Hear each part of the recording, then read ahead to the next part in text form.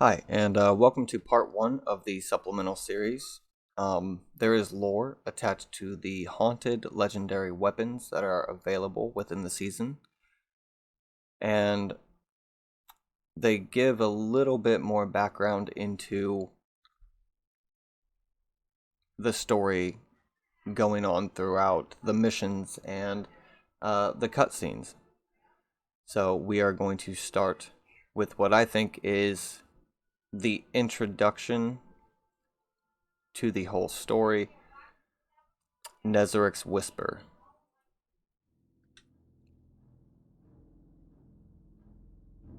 Rise, disciple, and bear this gift with pride.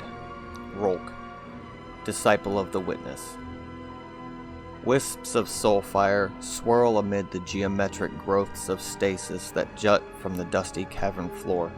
The sundered remains of hive knights and thrall frozen within the crystals. Detritus of the recent battle crunches under Eris's boot. Ahead, the stark angles of the lunar pyramid rise before her.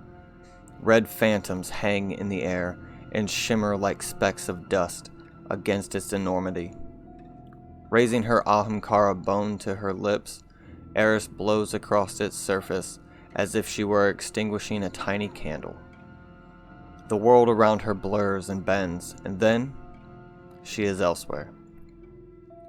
The heart of the pyramid, a veiled statue, towers over Eris, vaguely feminine in form, though she's not convinced of its Apophian silhouette. She raises her soulfire-shrouded Ahamkara bone again. Stasis encrusts its surface, much as it had years ago when she first harnessed such power. Eris turns to inspect the vast interior of the pyramid. It is quiet. It is dead. Not unlike the one in Savathun's throne world. Her eyes narrow. She clutches the Ahamkara bone in her hand again, and she is elsewhere. A chamber. It is cavernous. It is dark. Strange, bisected statues of stratified minerals line the cathedral-like walls and culminate at the far end before a yawning opening that empties into perpetual nothingness. On the floor, a length of unidentifiable metal caked in centuries of dust catches her eye. A glaive. Eris lifts it into her hand. Striations of red illuminate on its surface and throb like a heartbeat. The glaive's power feels faint, distant, and yet an ember of something terrible still burns within. "Where are you?" Eris whispers into the air. There is no reply. So, people might remember or slightly recognize the name Nezarec.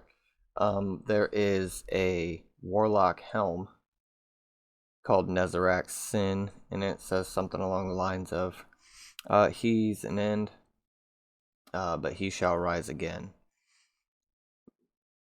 But if I'm remembering correctly, he was supposed to just be a myth.